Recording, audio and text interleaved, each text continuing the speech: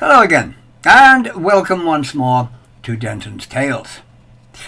You know, it always intrigues me when I see people who obviously know little or nothing about something that they actually claim to be, specifically Vikings and things relating to that, to the so-called Viking Age. They say very loudly, "I'm a Viking," as they greet one with "Skål," which in itself shows they really have no idea what either of those terms actually means, while using supposedly Viking symbols that are about as genuine as a $3 bill. However, even with the most intensive research, discovering the genuine facts of the so-called Viking Age is often extremely difficult and sometimes downright impossible, often requiring guesswork. Guesswork based on, other perhaps better known forms of paganism and shamanic practices, some of those practices still existing today, but a great deal of guesswork does come into it. Our understanding of the Viking Age is greatly handicapped by the fact that the Old Norse never wrote things down, which is very unfortunate. Now, they could have quite easily. They had the runes. But for some reason, they only used them for inscriptions on stones or medallions, or for decorative purposes. They never wrote books as such. So most of what we know about them comes from accounts, often written hundreds of years later. Stories handed down over generations by word of mouth, which of course pretty much guarantees a degree of inaccuracy because things get altered, people tend to forget, or they embellish a tale to make it more interesting. We know almost nothing about their religious rituals. Now, we know what they worshipped, yes, but we don't know how they did it. And then there are inaccuracies that came in much later. The horned Viking helmet, for example, which only appeared in the 19th century. Despite the total inaccuracy of that helmet, it never existed, it has become synonymous with Vikings. Horned helmet equals Viking. As soon as you see those horns, that's a Viking, yes. But there are other popular things that everyone associates with the Vikings, or rather, we should say the Old Norse. Symbols that are always trotted out as being from the Viking Age. Symbols seen just as synonymous with Vikings as the dreadfully wrong horned helmet, despite any actual historical evidence. These symbols are frequently used on shields by Viking reenactors. They're worn as talismans, used in jewelry, and all forms of supposedly Viking art. Yet, one was only created in the 19th century, and the other, though mentioned in sagas, is not what it seems. There are genuine Viking symbols, you could say, or rather, not Viking symbols. No, that's wrong. Rather, they are Norse symbols. Since Viking was an occupation, not a nationality, one could go Viking, till fara I vikinga, as it was in Old Norse, but you couldn't be a Viking other than in that very limited nautical context. A genuine Old Norse symbol would be, for example, Mjolnir, the hammer of Thor.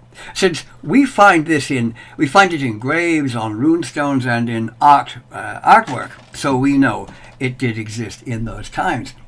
The questionable symbols I refer to include the Vegvisir, often called the Viking Compass or the Wayfinder, and the Aegis-helmer known as the Helm of Or. One never existed at all, and the other did in name, at least, but there is no actual artistic depiction of it. For this video, I'm going to look in detail at the Vegvisir, the very incorrectly so-called Viking Compass, a compass that certainly doesn't point true north by a very long way, and as a wayfinder, I would suggest you stick to GPS or Google Earth. And it has nothing to do with the Viking Age. There's no mention of it before 1860, when it is found on page 26 of the Huld manuscript, written in Iceland by Geir Vigvason, or Vigvasinni. The name of it is very old Norse, right enough, coming from Veg, which means a way, a path, a road, and Visir, to show. In other words, the shower of the way, a guiding symbol, as I said, often called the wayfinder. The mention of it in the manuscript translates roughly as follows. Let a man carry these staves on himself, and he will never get lost in a storm or bad weather, though he doesn't know the way. Yes. Now, a stave in that sense is something ritualistic intended for protection or good luck, a symbol, but not a rune. Though in the case of the Vegvisir, it is sometimes referred to as a rune, which it isn't. It isn't part of any runic alphabet, such as the Elder or Younger Futhark. It's a sigil, if you like. But this one has no connection with travelling Vikings. There is no evidence for this symbol's existence before the 19th century. Between 1857 and 1860, Mr. Vegvisir studied 3 manuscripts, themselves all dating from the early 19th century, and the result was the Huld manuscript, the title coming from the word hulda, or secrecy, and it's often referred to as the Dark Manuscript. Oh, very mysterious, but it was the Dark Manuscript, a collection of Icelandic spells, magic staves, and charms. However, only in the Huld manuscript is the Vegvisir symbol found. It exists nowhere else, not in any ancient drawings or carvings. You won't find it on ancient runestones, nor in the 2 much earlier works on magic symbols, one from circa 1600 AD and another in 1670s, Vegvisir. But while actually being little more than an explanation of various staves and charms, not a guide to the use of genuine magic, the Huld manuscript has come to be seen by many people as a sort of sorcerer's handbook, with the Vegvisir taking pride of place as a genuine piece of powerful ancient magic. We can safely say that a Viking wouldn't have known what it was. It was a fake created by using 4 crossed lines with symbols at both ends of each of the lines. It is somewhat like that, and each of these symbols at the ends of the lines resemble Icelandic staves. An interesting and quite decorative design, but about as Viking as a jumbo jet. There was no older source mentioned for these 19th century writers to draw on, but I've seen people explaining the meaning and the power of this Viking symbol. But the truth is that it has no power because it has no meaning. And without meaning, well, you certainly don't get any power. The only people who use it, or have ever used it, are those modern-day Viking wannabes, the ones I mentioned at the start, they who say "skål" quite inappropriately. I mean, it's a drinking toast, not a general all-purposed hello, how are you greeting. And they talk about going to Valhalla, despite the unlikely prospect of their ever being killed in battle with a weapon in their hand, and the fact that there is no such place as Valhalla in Old Norse belief or myth. Valhall, yes, Odin's hall in Asgard. Valhalla, no. Sorry, Ducky, there's no Valkyrie going to swoop down and carry you aloft. Sorry about that. I hope I'm not bursting any bubbles. The Vegvisir can be found in every imaginable form. Jewellery, engravings, tattoos, rings and tapestries. It has become a venerated symbol of Old Norse magic and belief to many people. Yet it has no magic, and it isn't Old Norse in any way, other than having an artistic similarity to genuine ancient symbols.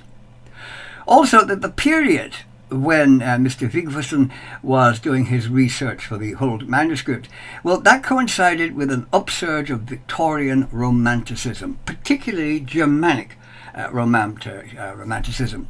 Die Brüder Grimm, the Brothers Grimm, Jakob and Wilhelm, who died in 1863 and 1859 respectively, had written their romanticized German folk stories. Richard Wagner was composing great historical and mythological Germanic operas, such as the cycle known as Der Ring des Nibelungen, the Ring of the Nibelungs, a set of 4 operas that featured the gods and the heroes of Scandinavian and Germanic paganism, Odin, Loki, Sigurdur, and Brunhild, who became Wotan, Loge, Siegfried, and Brunhilde in the Wagnerian version. It was the perfect time to look back to the past, to the romantic incantations and the runes, and it led to a resurgence of interest in Scandinavian and Germanic history that was felt as far as Iceland, right across Scandinavia.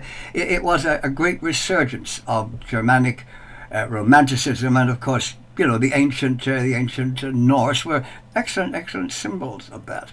The trouble was that nobody knew what had actually been done back then. There was almost nothing written down from that era. There were some symbols on runestones and the like, but exactly what these things were, or indeed how they were used, was a matter of guesswork and imagination, as I've said. So there we have it. The Vegvisir is a very attractive symbol.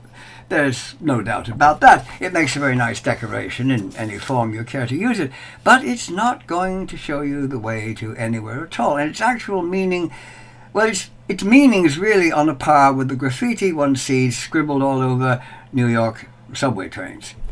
That graffiti has about as much meaning and certainly as much magic power as the Vegvisir. I hope you enjoyed this video. Until the next time, I shall say farewell.